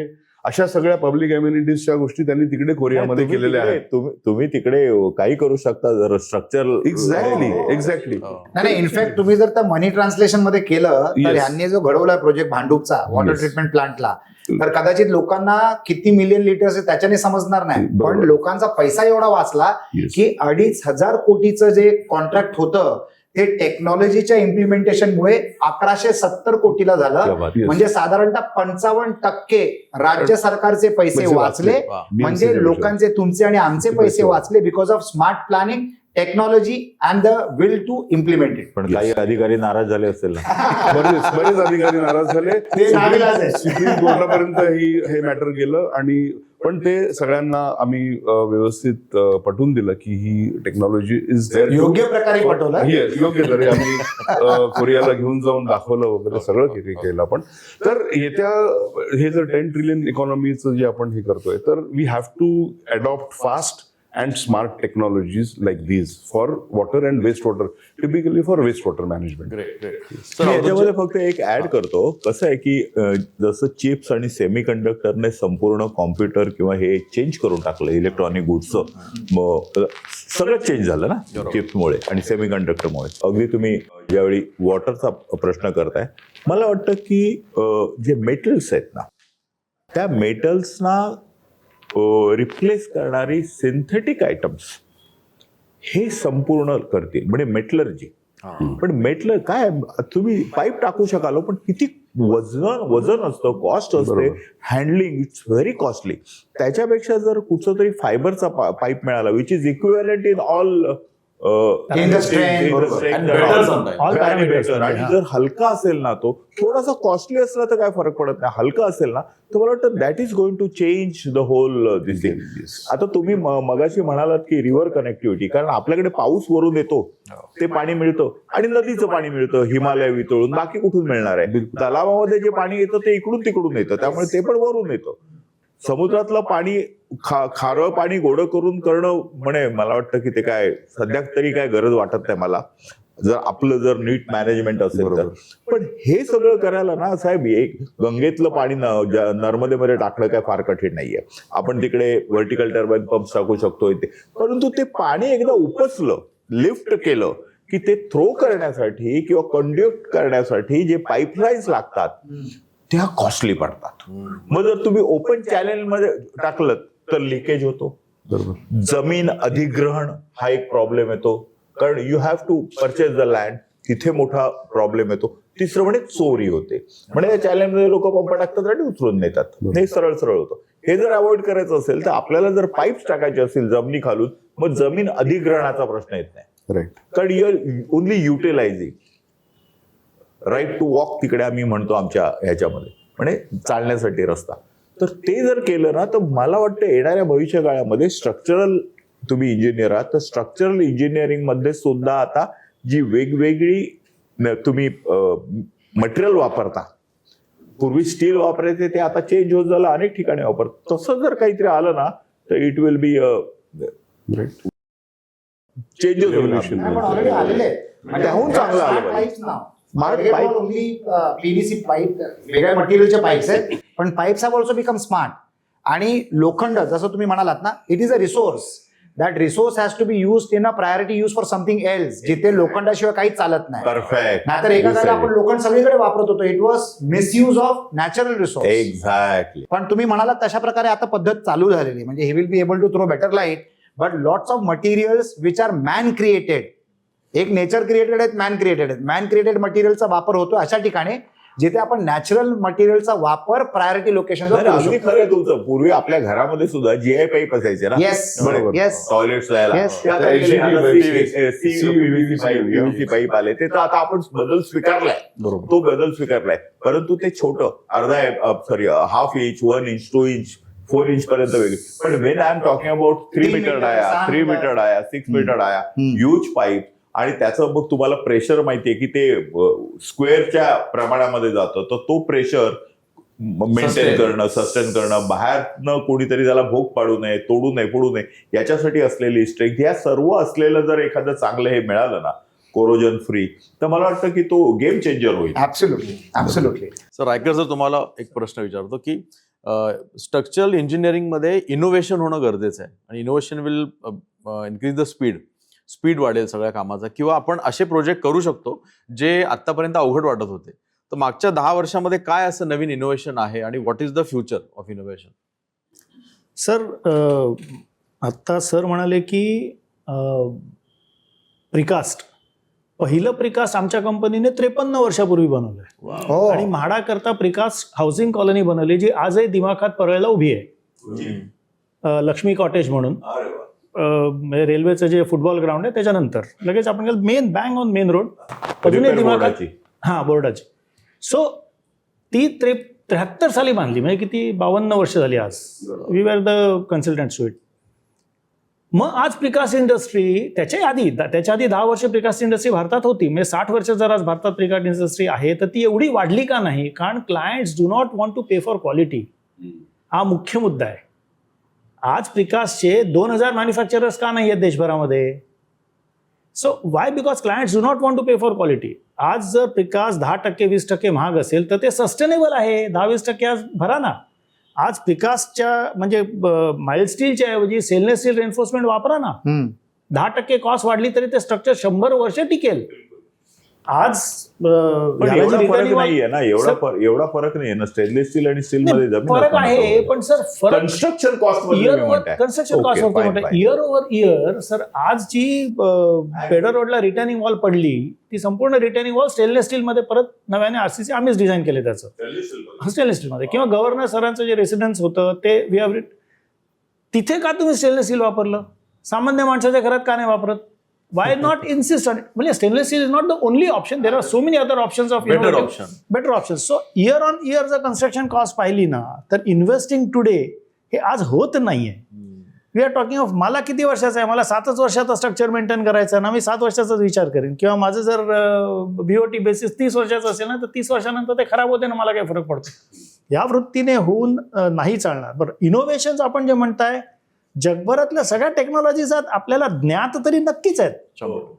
We are there, but are we prepared to pay for quality? म्हणजे जसं सर आता म्हणाले की 2500ची कॉस्ट 1500 वर आली, किंवा जी काय आली असेल, तर त्याला विरोध जो झाला म्हणजे रस्ता आज बांधता येत नाही का सर आपल्याला? नाही दरवर्षी का रस्ते रिपेअर करतो? त्याच्यामध्ये गरज आहे दुसरं ती काहीतरी आहे का? लोकांची गरज आहे. याचा विचार सिव्हिल इंजिनिअरिंग फ्रॅटर्निटीने करायला पाहिजे. बिलकुल आय अग्री. म्हणजे ब्युरोक्रॅट्सनी करायला पाहिजे, पॉलिटिशियन्सनी विचार करायला पाहिजे की रस्ता दरवर्षी बिघडतो का? त्याचं खरं कारण सिव्हिल इंजिनिअरिंगचं लॅक ऑफ नॉलेज नाही आहे साहेब. आम्ही अटल सेतू बांधणारी लोक, 100%. आम्हाला अटल सेतूचा सर्फेसिंग नाही येत असं भाग नाही आहे, आम्हाला येतं.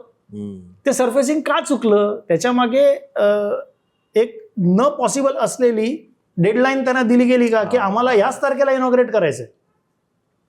तर तशी जर डेडलाईन दिली गेली तर ते रिसर्फेसिंग झालं आणि त्याच्यानंतर लोकांना दाखवण्यासाठी म्हणून 1 कोटी रुपयाची फाईन मारली.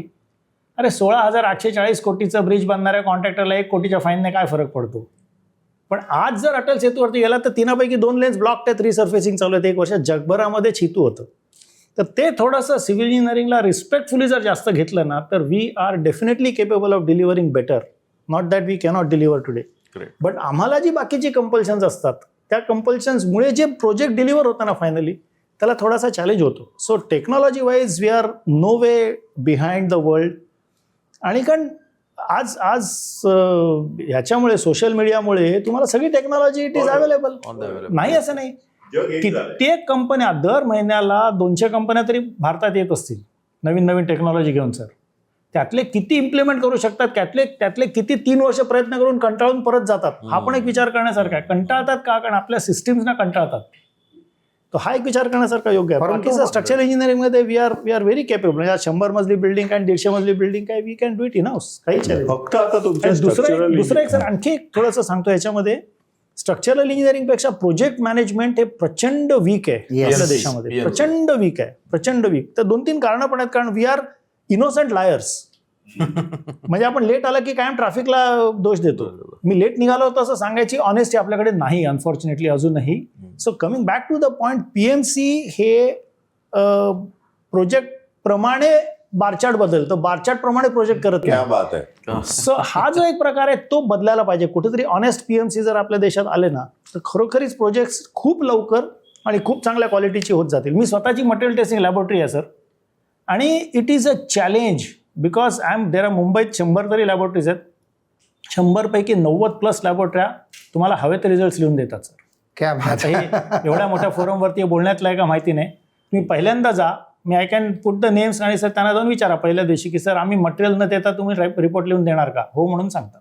आता ह्या परिस्थितीत नवीन लेटेस्ट टेक्नॉलॉजी आणून ती काय सस्टेन होणार आहे मला सांगा सर. नियत जर आपली बदलली नाही, कन्स्ट्रक्शन इंडस्ट्रीने जर नियत बदलली नाही, त्याला इंटिग्रिटी म्हणतात, ती जर आलीच नाही ना प्रत्येक लेवलला, म्हणजे Kadiya should be an integral Kadiya, की त्याला अभिमान वाटला पाहिजे की मी बिल्डिंग बनवतो.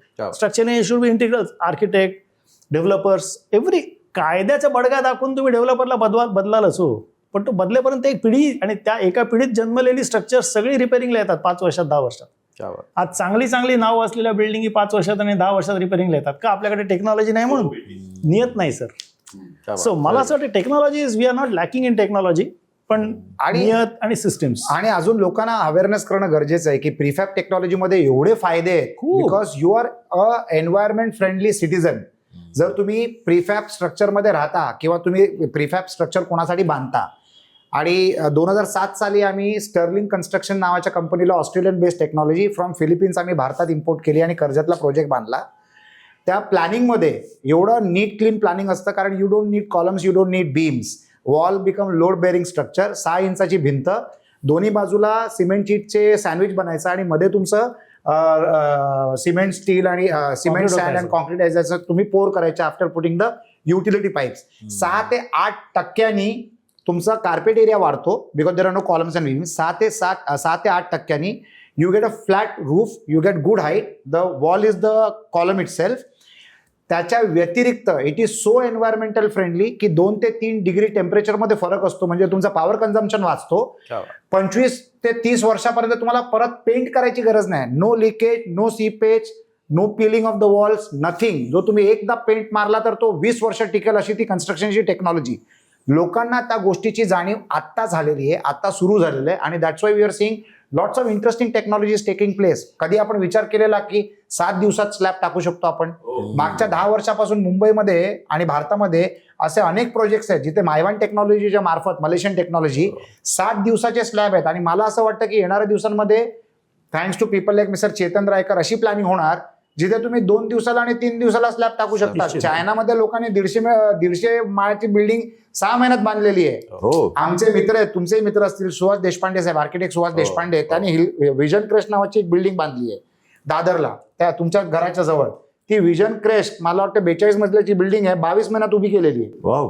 तर it is nothing but the magic of pre planning, project management आणि keeping the infrastructure ready with the help of technology like Mivan, where you can develop such a structure in such short span of time. कन्स्ट्रक्शनच्या क्षेत्रामध्ये project तुम्ही जेवढ्या लवकर पूर्ण करता तेवढं financially viable बनतंच फ्रॉम अ फायनान्शियल अँगल, पण लवकर जेवढं तुम्ही बिल्डिंग बांधता तेवढं तुम्ही एन्व्हायरमेंटला मदत करता. The process of construction is not at all environment friendly. तर एका प्रोजेक्टला जर तुम्ही 5 वर्ष बांधायला गेलात आणि त्याच्या ठिकाणी जर तुम्ही त्याच प्रोजेक्टला 18 महिन्यात बांधलात तर you are helping the environment for clean and fresh air. Otherwise we are polluting our city. तर कन्स्ट्रक्शनचं पिरियड माझं असं मत आहे गव्हर्नमेंटने अशी अट टाकली पाहिजे की एवढे स्क्वेअर फीट म्हणजे एवढ्या दिवसांचीच परवानगी, तुम्हाला एवढ्या दिवसांमध्येच तो प्रोजेक्ट पूर्ण केला पाहिजे. तर बाहेर पण वाचेल आणि एन्व्हायरमेंटल फायदा सुद्धा होईल. तसं जर करता आलं, अवधूत वाघ साहेब, एवढे instrumental and powerful man in the society, याच्यातर्फे तुम्ही देखील लक्ष टाका आणि हे करायला भाग करा सरकार. यासाठी राजेशना हाऊसिंग मिनिस्टर बनवावं लागेल. तर पुढचं तुमच्याकडे येतो अब्दुल सर, की सध्या जसं टेक्नॉलॉजी वाढते तर डिजिटल वॉटर मॅनेजमेंट हा एक नवीन विषय आलेला आहे. IoT किंवा रिअल टाइम मॉनिटरिंग किंवा AI फोरकास्टिंग ह्याच्यामध्ये खूप स्कोप आता दिसतोय. तर what is this new thing, म्हणजे हे नवीन काय आहे देश, आणि त्याला जोडून दुसरा डिझास्टर मॅनेजमेंटसाठी काय करू शकतो? हे पहिला जो प्रश्नाचं उत्तर असं आहे की माझ्या मताप्रमाणे फॅन्सी आहे. कारण don't look water as a commodity, look water as a essential thing. माणसाची ती नैसर्गिक गरज आहे. ज्यावेळी तुम्ही पाण्याला कमोडिटी समजाल आणि पाण्याचं बिझनेस मॉडेल करायला जाल त्यावेळी त्याला सोसायटीमधून जबरदस्त रेझिस्टन्स येईल. तुम्ही हे जे बोलता आहात ना, हे फक्त ऑर्गनाइज्ड सेक्टरमध्ये, मुंबईमध्ये आजही 60% झोपडपट्टी आहे. तुम्ही रिअली जाऊन पहा तिकडे. राजेशजींनी खूप सुंदर सांगितलं की 18 कुटुंब एका नळावर. तिकडे काय होतं, एक नळ असतो, तो नळ एका मंडळाचा असतो, म्हणजे राजेश मित्र मंडळ या नावावर. आणि राजेश मित्र मंडळ म्हणजे त्याच्या बाजूबाजूला असलेल्या 50 झोपड्या, आणि ते 50 झोपड्या तिकडनं आजही पाणी भरतंय. आजही लोकांच्या घरामध्ये नळ नाहीये. नशिबाने हल्ली आता संडास व्हायला लागले, टॉयलेट्स व्हायला लागले, पण पाण्याचा प्रॉब्लेम आहेच आहे. म्हणजे अशा वेळी तुम्ही स्मार्ट मीटर कुठे लावणार, तर ज्या ऑर्गनाइज सोसायटी आहेत, इंडस्ट्री आहेत त्यांना. त्या तशाही बऱ्यापैकी, मी असं म्हणत नाही, पण बऱ्यापैकी सिस्टमॅटिक आणि शिस्तप्रिय असतात, कारण ते ऑर्गनाइज्ड आहेत. ऑर्गनाइज क्षेत्रामध्ये मी एखाद्या कंपनीचा जनरल मॅनेजर म्हणून मला त्या कंपनीचं पाण्याचं बिल कमी करणं हे माझं कर्तव्यच आहे. तर त्याच्यामुळे तुम्ही डिजिटल मीटर लावा किंवा साधा मीटर लावा, मला काही फरक पडत नाहीये. डिजिटल मीटर ह्यासाठी आपल्याला लावायची गरज पडली की मग कलेक्शन डिजिटली आपण ऍब्सॉर्ब करू शकतो. म्हणजे एक व्हेकल जाते आणि त्याने सर्व डिजिटल मीटरचा डेटा कलेक्ट केला, तो डेटाला प्रत्येक ठिकाणी आपल्याला मीटर बघावा लागला नाही, तिथपर्यंतच याचा आहे. बाकी त्याचा काय फार फायदा आहे तुम्ही मला सांगा. त्यापेक्षा प्रत्येक माणसाला हे, आणि खूप कॉस्टली पडणार आहे, मला ते वाटत नाही इकॉनॉमिकल मॉडेल आहे. त्यापेक्षा प्रत्येक माणसाला, प्रत्येक याला तुमच्याकडे 1/2 इंचाचा नळ आहे, तुम्ही एवढं बिल भरा, एवढं करा, किंवा पर माणशी तुम्ही काहीतरी लावा, चार्ज लावा आणि तो विषय संपवा. बघा पाण्यामध्ये काय म्हणतात त्याला, अपव्यय होतो. माझ्यासारखा माणूस आहे ना, तर मी तुम्हाला सांगतो की मी एका बादलीमध्ये, शॉवर मी कधी वापरतच नाही, मी एका बादलीमध्येच आंघोळ करतो. मी माझी दाढी ना, ते एक मग आहे ना, त्या मग मध्येच आटोपतो, की मला लहानपणापासून सवय लागली. तुम्ही ह्या सवयी ज्यावेळी लावाल ना त्यावेळी वॉटर कन्झर्वेशन होईल. तुम्ही दाढी करत असताना नळ सोडायचा आणि बेफिकिरीपणे करायचं, तुम्ही कितीही चांगल्या सिस्टीम आणा, त्याचा काही उपयोग नाही. पाणी वाचवायचं असेल तर आपल्याला 140 लोकांची मनोवृत्ती चेंज करावी लागेल. शाळेमध्ये तुम्ही गमभन नाही शिकवलं तरी चालेल, WATR वॉटर हे शिकवा, कारण ते जीवन आहे. ते कसं वाचवायचं, निसर्ग कसा वाचवायचा हे त्या मुलांना शिकलं पाहिजे. आणि त्या लहानपणापासून स्वच्छता, आपण काही चॉकलेट लहान मुलं घेतात, चॉकलेट खातात आणि कागद फेकतात. तो कागद फेकतात तो कोणाला तरी उचलावा लागतो ना. का तुम्ही त्याला कष्ट देताय? तो कागद जर आपण खिशात ठेवला आणि घरी येऊन जर आतमध्ये टाकलं तर जसा फायदा होईल तसं मला वाटतं की डिजिटल मीटर वगैरे वगैरे, स्मार्ट सिटी, हे फंड एक्सपेंड करण्याच्या सगळ्या गोष्टी आहेत. मुंबईमध्ये प्रयत्न केला, नावं घेत नाहीत, फार मोठा घोटाळा झाला, त्याचा कुठे काही नाहीये. तुम्ही ही बँड्रामध्ये स्मार्ट 24/7 वॉटरची स्कीम आणली होती, मुलुंडमध्ये आणली होती, बट्ट्या बोळ झाला त्या दोन्ही स्कीमचा, काही झालं नाही. असं काही होत नाही. मुंबई सारख्या शहर हे कधी शक्य आहे माहितीये का? आपण एक चंदीगड सारखं नवीन शहर तयार करतो आहोत, आपण एक उळवे तयार करतो आहोत. तर टोटल मॅनेजमेंटचा हा जर भाग असेल ना तर ठीक आहे. हे पॅचवर्कने काही होत नाहीये आणि तुम्ही निष्कारण नव्या नव्या फॅन्सी आयडिया आणून फक्त ऑर्गनाइज क्षेत्रातल्या इमानदार लोकांना त्रास देतात, बाकी काही नाही. बेईमानी लोक ते तसंच करणार आहेत. आपण काय फार चेंज करू शकत नाही. मी माझा शब्द मागे घेतो, बेईमानी. मला म्हणायचं आहे की अनऑर्गनाइज क्षेत्रामध्ये आपल्याला काही करता येणार नाही. दुसरा तुम्ही एक प्रश्न विचारलाय, डिझास्टर मॅनेजमेंट. तर डिझास्टर मॅनेजमेंटमध्ये जर तुम्ही शहरी बघायचं तर पूर नियंत्रण. तुम्हाला आठवतं का की एका वेळी आपण शाळेमध्ये शिकलो होतो की भारतातला सगळ्यात जास्त पाऊस पडणारा प्रदेश कुठचा? तर सोनीजी तुम्ही म्हणायचा चेरापुंजी. बरोबर. आता कुठचा माहिती आहे? नवीन पाठ्यपुस्तकात मुंबई. मुंबईने भारतातले सगळे रेकॉर्ड तोडले आणि सर्वात जास्त पाऊस 2007 काय पडला ना, तो सर्वात जास्त पाऊस मुंबईत पडला. त्यामुळे भारतातला सगळ्यात जास्त पावसाचा विक्रम मुंबईने केला. आता मुंबई कपबशी सारखी आहे, भरती ओहोटी समुद्र. तर इकडे पूर नियंत्रण हे महत्वाचं आहे. डिझास्टर मॅनेजमेंटचा विचार केला तर पूर नियंत्रण म्हणजे जे पाणी लॉग होतं ते. तर आता उंच सखल आहे, कुठे कुठे सबवेज आहेत, कुठे आता तुम्ही नेहमी हिंदमाता सारखा जो विषय आहे तिकडे, तर तिथे ते पाणी ताबडतोब निघणं. म्हणजे जास्तीत जास्त जर ट्रॅफिक बंद पडली, कितीही कोसळो, तर अर्ध्या तासाहून जास्त नाही पडली पाहिजे. शेवटी बघा, प्रचंड वेगाने जर पाऊस पडला, म्हणजे आकाशच कोसळलं, तर ट्रॅफिक थांबणारच. आपण शून्यासाठी काही करू शकत नाही, आपल्याला काहीतरी लिमिट ठेवावंच लागतं. तर जर अर्ध्या तासाचं ठेवलं तर अशा प्रकारची फ्लड मिटिगेशनची कामं. पाऊस पडला, मिठी नदीला पूर आला, बाजूच्या झोपडपट्ट्या सगळ्या वाहून गेल्या, रूळ वाहून जातात. त्यानंतर जो पाऊस येतो तर त्याच्यामुळे ब्रिजेस वाहून जातात. नशिबाने महाराष्ट्रामधल्या ज्या नद्या आहेत, आपण महाराष्ट्रापुरता विचार केला, त्या एवढ्या ब्रह्मपुत्रासारख्या नाहीयेत. ब्रह्मपुत्रा एकदम खट्याळ नदी आहे, खट्याळ नदी आहे. तसं नाहीये.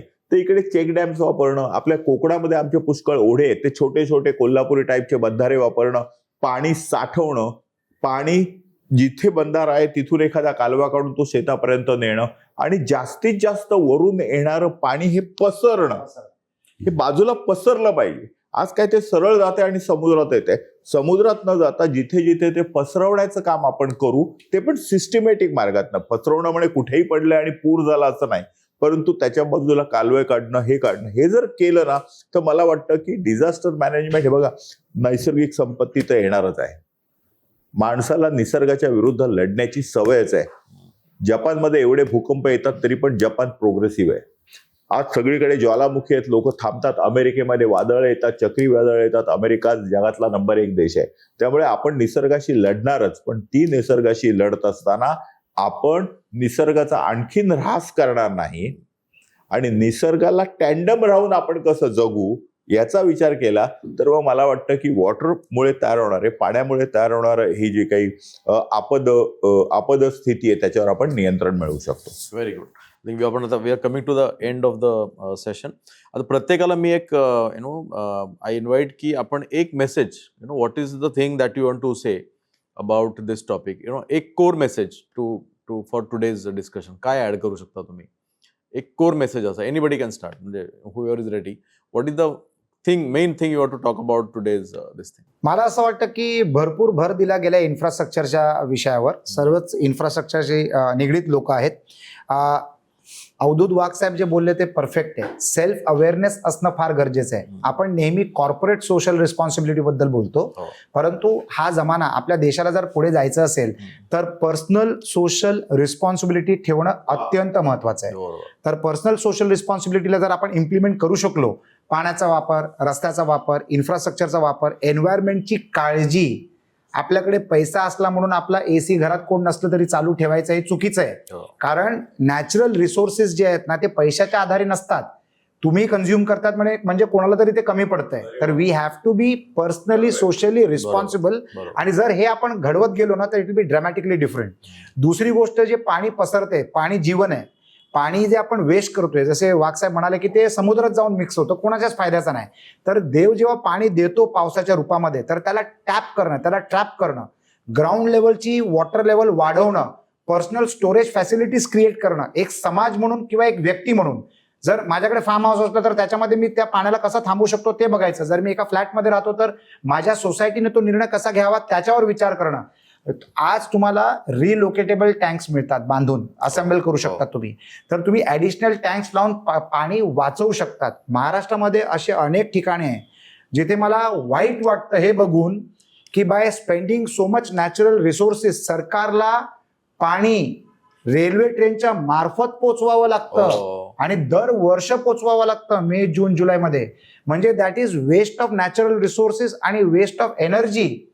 तर त्या लोकांना जर तुम्ही टेम्पररी स्ट्रक्चर्स बांधून दिले किंवा टेम्पररी वॉटर टँक्स बांधून दिले, जे रिलोकेट तुम्ही करू शकता, ज्याला तुम्ही पाहिजे तिथे असेंबल करून घेऊ शकता आणि पाणी थांबवू शकता, तर तुम्हाला या ट्रेनचा खर्च जो तुम्ही दरवर्ष करता ना, तर त्या एका वर्षाच्या ट्रेननी पाणी ट्रान्सपोर्ट केलेल्या बजेटमध्ये तुम्ही कितीतरी गावं बसवू शकतात पाण्याच्या आधारे. तुम्हाला अजून एक आश्चर्य वाटेल, रुरल पॉप्युलेशनमध्ये, India is a land of villages, 65% लोकसंख्या भारत देशाची गावांमध्ये राहतात. India is a land of villages म्हणून म्हटलं जातं. Yes. तर गावांमध्ये 25% आबादी जिथे पाण्याची सोय नसते, जिथे ग्रामपंचायत मार्फत पाण्याची सोय झालेली नसते, तर त्या घरातले 25% लोकसंख्या, त्यांचा रोल सकाळी उठल्यापासून ते रात्री झोपेपर्यंत एकच आहे, कुठेतरी लांब पाण्याच्या सोर्सवर जायचं आणि मोठ्या हंड्यांमध्ये ते पाणी आणायचं आणि परिवाराच्या वापरासाठी ठेवायचं. म्हणजे तुम्ही हायजीन बरोबर कॉम्प्रोमाइज करता, कारण पाण्याची कमतरता आहे. आठवड्यातनं एकदा आंघोळ करता तुम्ही, त्याच्यामुळे तुम्हाला आजार होतो, त्याच्यामुळे त्या भागामध्ये पोल्युशन होतं, तुमची लाईफ सायकल कमी होते आणि त्यांना जो अत्याचार होतो फक्त पाण्याच्या अभावामुळे. तर I think we should become conscious citizens.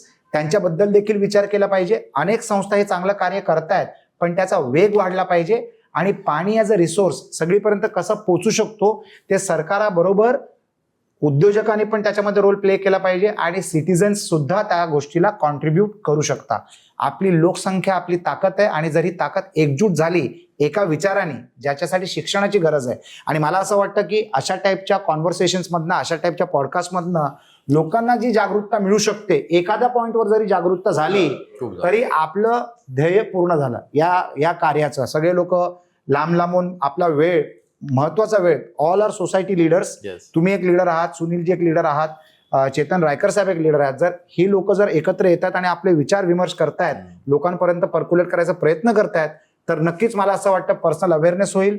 आपण काय करू शकतो, लोकांनी काय करावं तो भाग वेगळा, त्यांनी केलं नाही केलं तो भाग वेगळा, पण आपण काय करू शकतो आणि how can I live my way of living by becoming a valuable citizen to the people around me is the need of the hour. म्हणून मी असं म्हणेन, let us start working towards personal social responsibility where we are self accountable.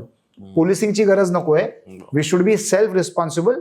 That will make us a good citizen for the growth country of Bharat देश, India. Fantastic. I think on that note we should end this discussion.